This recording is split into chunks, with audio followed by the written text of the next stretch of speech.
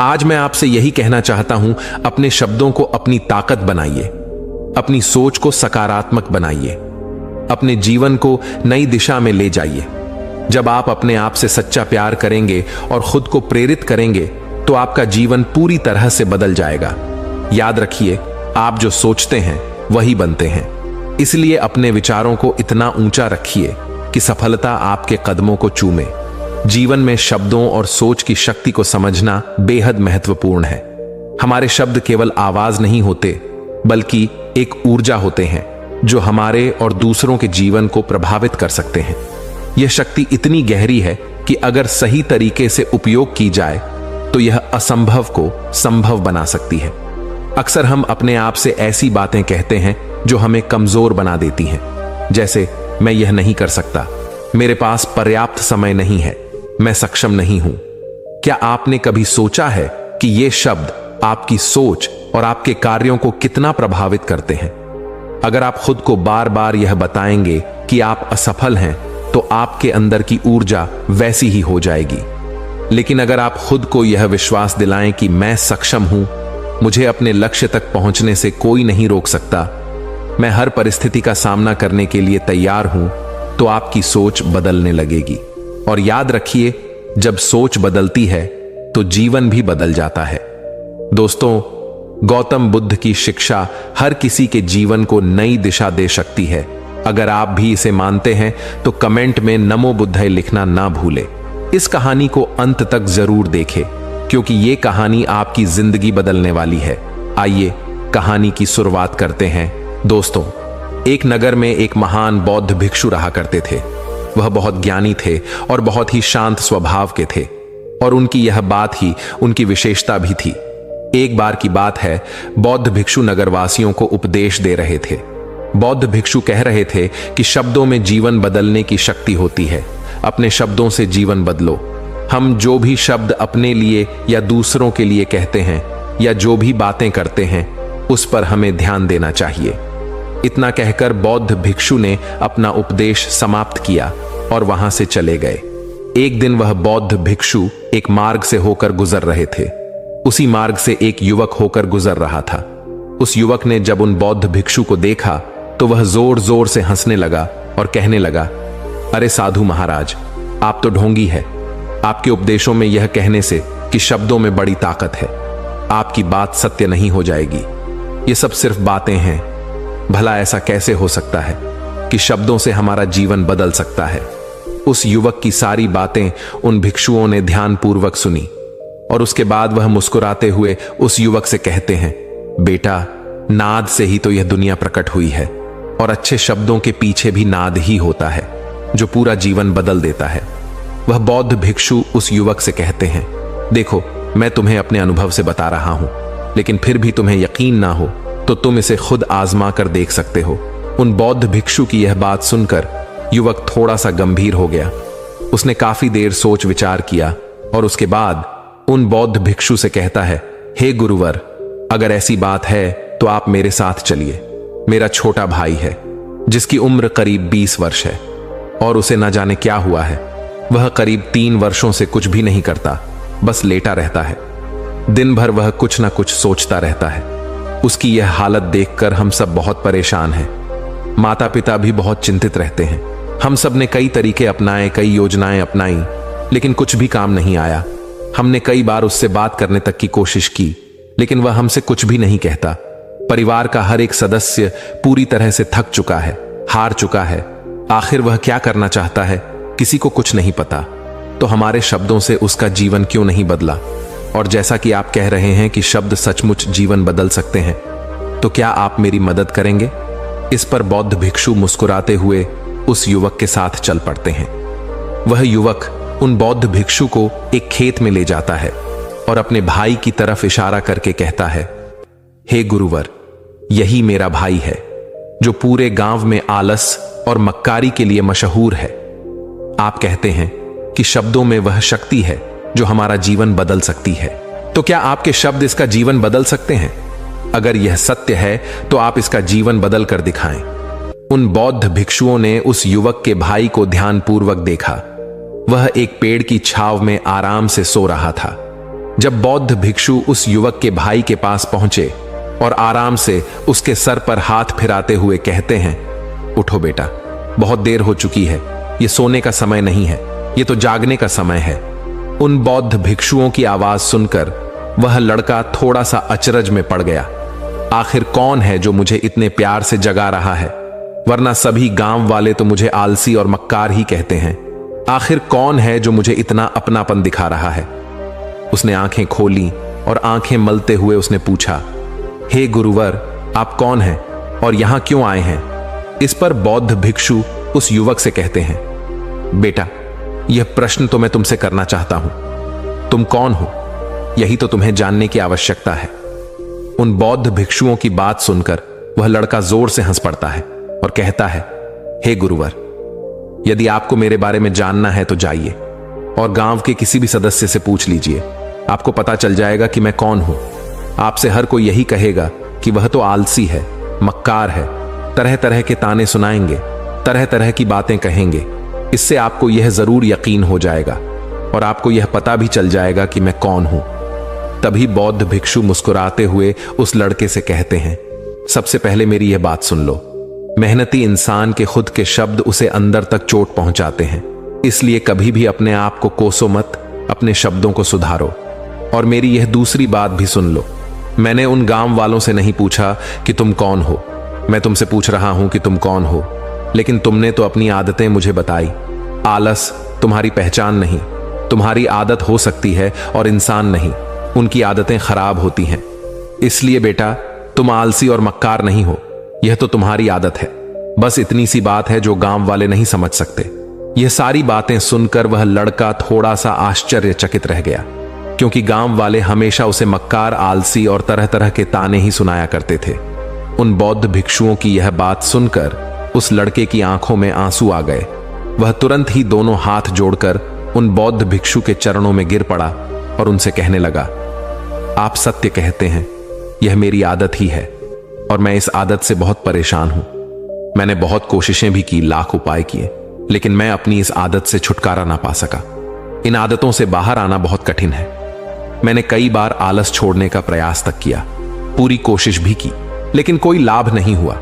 मैं जब भी कोई कार्य करने की कोशिश करता हूं तो पता नहीं क्यों मेरा मन कहीं और भागने लगता है, मेरा दिमाग किसी और दिशा में काम करने लगता है और मैं उस काम पर ध्यान ही नहीं दे पाता। मैं क्या करूं, कैसे करूं, मुझे कुछ भी समझ नहीं आता। जब भी मैं किताबें पढ़ने की कोशिश करता हूं तो मुझे नींद आने लगती है। मन में एक अजीब सा दर्द महसूस होता है, ऐसा लगता है कि मेरा जीवन यूं ही व्यर्थ जा रहा है। और जब मैं इस दर्द को बर्दाश्त नहीं कर पाता तो मैं सो जाता हूं, ताकि जब मैं उठूं तो मुझे दर्द ना महसूस हो। और अब तो मुझे यह भी यकीन हो चुका है कि मैं इन आदतों से नहीं निकल सकता, ये आदतें मुझे नहीं छोड़ने वाली। इस पर बौद्ध भिक्षु उस लड़के से कहते हैं, बेटा, यदि तुम इस आलस की आदत को छोड़ना चाहते हो तो मैं तुम्हें एक सही उपाय बता सकता हूं, लेकिन उसके लिए तुम्हें कल सुबह मुझे मिलना होगा, तभी वह तरीका मैं तुम्हें बताऊंगा। यदि तुम उस तरीके को सीखना चाहते हो तो कल सुबह मेरे पास चले आना। इतना कहकर बौद्ध भिक्षु वहां से चले गए, लेकिन उन बौद्ध भिक्षु की सारी बातें उस लड़के के कानों में गूंज रही थीं। वह यह समझ नहीं पा रहा था कि आखिर वह बौद्ध भिक्षु उसे कौन सा मार्ग दिखाने वाले हैं। वह ऐसा कौन सा उपाय बता देंगे जिससे उसके जीवन से आलस्य हमेशा हमेशा के लिए खत्म हो जाएगा। देखते ही देखते रात हो गई। रात भर वह अपने बिस्तर पर करवट लेता रहा और उन बौद्ध भिक्षु की बातों के बारे में सोचता रहा। इसी प्रकार देखते ही देखते सुबह हो गई और वह लड़का उन बौद्ध भिक्षुओं के पास जा पहुंचा। वह लड़का उन बौद्ध भिक्षु को प्रणाम करता है और कहता है, गुरुवर, जैसा कि आपने कहा था, लीजिए मैं आ गया। अब मुझे वह मार्ग बता दीजिए जिसे मैं अपने जीवन से इस आलस्य को निकाल सकता हूं। तभी बौद्ध भिक्षु उस लड़के से कहते हैं, बेटा, जब भी तुम्हारा मन दुविधा में हो, तुम निर्णय ना ले पा रहे हो और तुम्हारे मन में तरह तरह के प्रश्न उठ रहे हो कि मैं क्या करूं, कैसे करूं, इसका कार्य को पूर्ण कैसे करूं, यह सब कैसे होगा, तब तुम वास्तविकता में अपने अतीत से सोच रहे हो कि पिछली बार तुम्हारे ऐसा करने पर क्या हुआ या अतीत में तुमसे लोगों ने क्या कहा था। तो आज से कभी भी अपने अतीत से नहीं बल्कि भविष्य से सोचो। इस पर लड़का कहता है, भविष्य से वह भला कैसे? तभी बौद्ध भिक्षु उस लड़के से कहते हैं, मान लो कि तुम्हें आज किसी भी चीज की कमी नहीं है। तुम्हारे पास वह हर चीज है जो तुम चाहते हो, वह सारी सुख सुविधाएं हैं। तो अब बताओ तुम अपना जीवन कैसे व्यतीत करना चाहोगे? उन बौद्ध भिक्षु की यह बात सुनकर वह लड़का कुछ देर के लिए सोच में पड़ गया, क्योंकि आज तक उसने सभी गांव वालों के केवल ताने ही सुने थे। किसी ने भी आज तक उसके जीवन के बारे में उससे ऐसी बात नहीं की थी, और वह गुरुवर उसे आने वाले भविष्य के बारे में उससे बातें कर रहे थे। उन बौद्ध भिक्षु की यह बात सुनकर वह लड़का खुद से प्रश्न करने लग गया कि अगर मेरे पास सब कुछ होगा, धन की कोई कमी नहीं होगी और सारी सुख सुविधाएं होंगी, तो मैं अपना जीवन कैसे व्यतीत करूंगा?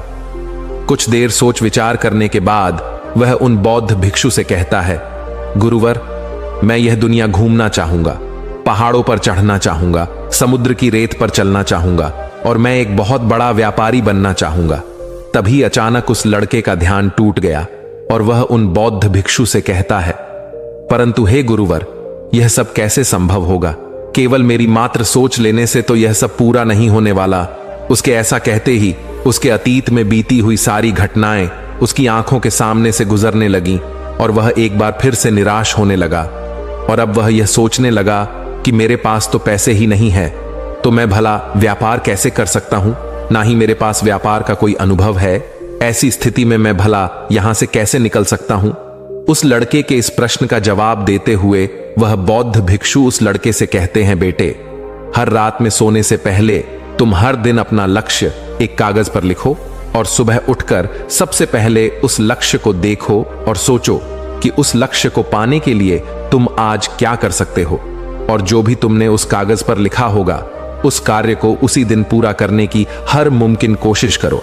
इस पर वह लड़का कहता है, ठीक है, आप सच कह रहे हैं, लेकिन जब मैं बहुत सोचने लगता हूं तो मेरा मन बेचैन होने लगता है और मन में तरह तरह के विचार उठने लगते हैं, और इन विचारों को शांत करने के लिए मैं सो जाता हूं ताकि वह विचार मुझे परेशान न करे।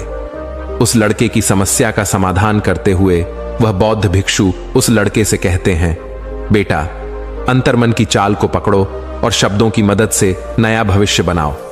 तभी लड़का कहता है, हे गुरुवर, आप क्या कहना चाहते हैं? मैं आपकी बात समझ नहीं पा रहा। इस पर बौद्ध भिक्षु मुस्कुराते हुए कहते हैं, बेटा, कैसे होगा? यह जो सवाल है, यह सवाल नहीं, बल्कि एक डर है जो तुम्हारे अंतर्मन में बैठा हुआ है, जो तुम्हें अगला कदम लेने से रोक रहा है, तुम्हें कदम आगे बढ़ाने से रोक रहा है। यदि तुम वास्तविकता देखो तो किसी को भी नहीं पता होता कि वह कार्य कैसे होगा, लेकिन एक इंसान जब दृढ़ निश्चय कर लेता है तो वह अपने उद्देश्य को सामने रखकर लगातार प्रयास करता रहता है और वह अपनी सफलता प्राप्त कर ही लेता। तभी वह लड़का उन बौद्ध भिक्षु से कहता है कि हे गुरुवर, अगर ऐसी बात है तो मन में बार बार चिंता क्यों होती है? मन बार बार बेचैन क्यों हो उठता है? इस पर बौद्ध भिक्षु कहते हैं, बेटा, क्योंकि तुम्हें डर है कि तुम कमजोर हो, तुम्हारे अंतर्मन में बैठा है कि तुम में कुछ कमी है, तुम किसी काम के नहीं हो, और यही कारण है कि तुम कोशिश करने से डरते हो, क्योंकि तुम्हारा अंतर्मन हमेशा तुम्हें रोकता रहता है। जब भी तुम कोई कार्य शुरू करना चाहते हो, तुम्हारा मन तुमसे पहले कह देता है, इससे आगे मत बढ़ना, अन्यथा तुम हार जाओगे, और इसी कारण तुम्हें चिंता होने लगती है, तुम्हारा मन बेचैन होने लगता है। तभी वह लड़का कहता है, गुरुदेव, आपने जो कुछ भी कहा वह बिल्कुल सत्य है, लेकिन अब आप ही मुझे बताइए कि मैं इस परेशानी से बाहर कैसे निकलूं। इसका जवाब देते हुए वह बौद्ध भिक्षु उस लड़के से कहते हैं, बेटा, इस समस्या का समाधान बहुत ही आसान और सरल है। तुमने देखा होगा कि अक्सर ही हम अपने आप को दोष देते रहते हैं, अपने आप को तरह तरह के अपशब्द कहते रहते हैं, जो हमारे अंतर मन में जाकर बैठ जाते हैं और वहीं हमें आगे बढ़ने से रोकते हैं। और इन शब्दों का हम पर बहुत गहरा प्रभाव भी पड़ता है, क्योंकि जैसा हम खुद से कहते हैं, जैसा हम पूरी भावनाओं के साथ सोचते हैं, हम वैसा ही बनते चले जाते हैं। इसीलिए यदि तुम खुद को बदलना चाहते हो तो कि तुम भी काबिल बन सको, तो तुम्हें अपने अंतर्मन को नए संदेश देने की जरूरत है। जैसे कि मेरे शरीर का हर एक कण, हर एक हिस्सा, हर एक विचार शांति और ऊर्जा से भरा हुआ है। मैं दृढ़ संकल्प और आत्मविश्वास के साथ हर दिन के लक्ष्यों को पूरा करता हूं। मैं अपनी कमजोरी को अभ्यास में बदलता हूं, चिंता को ध्यान में बदलता हूं। मैं उत्साह और ऊर्जा से भरा हुआ हूं, लगातार अपने लक्ष्यों पर काम करता हूं। ऐसे शब्द जब तुम खुद से कहोगे तो तुम शक्तिशाली महसूस करने लगोगे और तुम्हारी सारी चिंताएं खत्म होने लगेंगी, क्योंकि यही शब्दों की ताकत है। वह तुम वही बना देंगे जो तुम खुद से कहोगे। तुम जितनी भावना के साथ यह वाक्य बोलते हो, उसे महसूस करते हो, उतनी ही भावनाओं से यह शब्द तुम पर असर करना शुरू कर देंगे। धीरे धीरे यह शब्द तुम्हारे मन और व्यक्तित्व की सोच का हिस्सा बन जाएंगे। लेकिन मेरी एक बात याद रखना कि तुम्हारा अतर्मन इतनी आसानी से नहीं मानने वाला। जब तुम आगे बढ़ो तो मौका मिलते ही वह तुम्हें पीछे खींचेगा।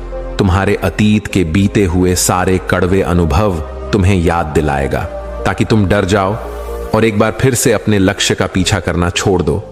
लेकिन तुम्हें इसकी चिंता नहीं करनी है। उन सकारात्मक शब्दों के कारण तुम्हारा मन सकारात्मक विचारों को स्वीकार करने लगेगा। आगे वह बौद्ध भिक्षु उस लड़के को चेतावनी देते हुए कहते हैं, मेरी एक बात और याद रखना कि तुम्हारा ध्यान आलस्य पर नहीं होना चाहिए। अर्थात तुम्हें कभी आलस नहीं मिटाना, बल्कि तुम्हें एक नए भविष्य का निर्माण करना है, एक नए व्यक्तित्व का निर्माण करना है। तुम्हारा पूरा ध्यान केवल इस पर ही होना चाहिए। उन बौद्ध भिक्षुओं की बात सुनकर लड़का कहता है, ठीक है गुरुवर, आप जैसा कहते हैं मैं वैसा ही करूंगा। तभी वह बौद्ध भिक्षु उस लड़के से कहते हैं, बेटा अभी तो मैं इस गांव से जा रहा हूं, लेकिन कुछ सालों के बाद मैं वापस आऊंगा। इतना कहकर बौद्ध भिक्षु वहां से चले गए और वह लड़का अपने घर लौट गया। लेकिन अब उस लड़के के मन में तरह तरह के विचार चल रहे थे। वह लड़का यह सोच रहा था कि अगर मैं अपनी मनपसंद जिंदगी जीने लगूंगा, अगर मैं दुनिया घूमने लगा, नए लोगों से मिलने लगा और अपनी पसंद का काम करने लगा, तो मेरी जिंदगी कैसी होगी। उस बात को ध्यान करके उसने एक कागज पर अपना लक्ष्य लिखा और लिखकर सो गया। अगली सुबह जब उसकी आंखें खुली तो उसने उस पेपर पर लिखा हुआ लक्ष्य एक बार दोहराया। उसके बाद वह कुछ देर के लिए शांत हो गया। तभी उसे उन बौद्ध भिक्षु की बात याद आई कि तुम अपने लक्ष्य के लिए आज क्या कर सकते हो। उसने खुद से सवाल किया कि मैं आज अपने इस लक्ष्य को प्राप्त करने के लिए क्या कर सकता हूं। तभी उसे एक बार फिर से उस पेपर की तरफ ध्यान दिया। उस पेपर पर लिखा था कि मैं बाजार जाता हूं और लोग व्यापार करने की कौन सी चीजें, कौन से सामान लेकर आते हैं। मैं उन चीजों को देखता, उन चीजों को पता करता और पढ़ने के बाद तुरंत ही बाजार चला गया। वह अलग अलग दुकानों पर बैठा उन्हें देखा, लेकिन उसे कुछ समझ नहीं आ रहा था, क्योंकि लोग अलग अलग व्यापार कर रहे थे, अलग अलग तरह की चीजें और सामान ले रहे थे और किसी ने उसकी कोई मदद नहीं की। वह बहुत उदास हो गया और निराश होकर वापस घर लौट आया। तभी उस लड़के को उन बौद्ध भिक्षु की एक और बात याद आई। शब्दों में बहुत ताकत है और शब्द हमारा जीवन बदल सकते हैं। उसे वह सकारात्मक विचार याद आए। वह उन्हें सुबह शाम दोहराने लगा और अब से वह हर दिन ऐसा ही करता। देखते ही देखते 1 महीना बीत चुका था, लेकिन अब तक उसके जीवन में कोई बदलाव नहीं आया था। अब वह लड़का यह सोचकर निराश होने लगा था कि उसके जीवन में तो कुछ भी परिवर्तन नहीं हो रहा। लेकिन 1 महीने के बाद उसे महसूस हो रहा था कि वह पहले से अच्छा महसूस कर रहा है। उसका दिमाग अब अच्छी तरह से सोच पा रहा है। वह पहले से ज्यादा चलने फिरने लगा है। धीरे धीरे उसे समझ में आने लगा कि जो लोग आगे बढ़ते हैं, महान काम करते हैं, उनकी सोच में कितना अंतर होता है। वे लोग हमेशा शक्तिशाली विचार सोचते हैं। दूसरों की छोटी सोच और डर से वह कभी प्रभावित नहीं होते। जब भी उनके सामने कोई मुश्किल आन पड़ती तो वह घबराते नहीं, बल्कि उस समस्या का समाधान निकालते हैं। इस समस्या के समाधान पर ध्यान केंद्रित करते हैं और ना ही वह कभी किसी का इंतजार करते हैं। वह केवल खुद पर विश्वास करते हैं और तुरंत ही कदम आगे बढ़ाते हैं। जब उस लड़के को यह सारी बातें समझ में आने लगीं, तो उसने भी धीरे धीरे अपने कदम आगे बढ़ाने शुरू किए। उसने बिल्कुल वैसा ही व्यवहार करना शुरू किया। अब से वह कभी खाली नहीं बैठता था। जब भी उसका काम मन करता, वह बाजार जाता और लोगों के बारे में जानता समझता कि वह किस प्रकार व्यापार कर रहे, कौन से चीजें खरीद रहे हैं और किन चीजों पर उन्हें लाभ हो रहा है। और जब उसका मन करता तो अपने पिता की मदद भी करता था। वह अपने पिता के साथ मंडी में जाता, वहां पर जाकर मोल भाव करता, हमेशा कुछ ना कुछ सीखने में ही जुटा रहता है। तभी एक दिन गांव में एक मसाले का व्यापारी आया। उसे कुछ पढ़े लिखे नौजवान की जरूरत थी जो माल की गिनती कर सके और हिसाब रखने का काम कर सके।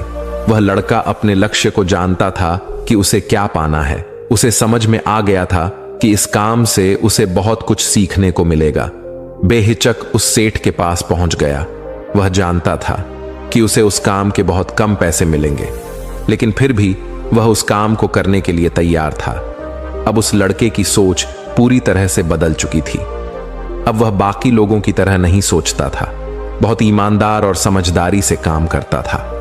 देखते ही देखते करीब 3 महीने बीत गए और अब व्यापारी यह समझ चुका था कि नौजवान बहुत ही समझदार है और वह उसे व्यापार में बहुत मदद करता है।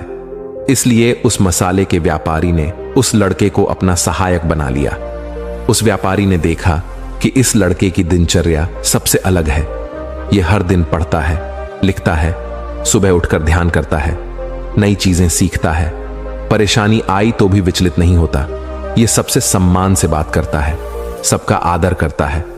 देखते ही देखते 1 साल बीत चुके थे और अब तो व्यापारी उस नौजवान से बहुत खुश था।